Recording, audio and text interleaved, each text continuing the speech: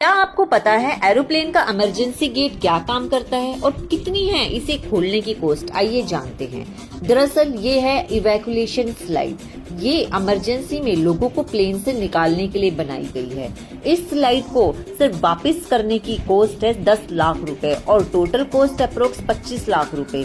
ये इतना महंगा इसलिए है क्योंकि 6 से 25 सेकंड में ये स्लाइड खुल जाती है और 90 सेकंड तक आसपास लगी आग को झेल सकती है और ये 1 मिनट में 70 पैसेंजर को उतार सकती है।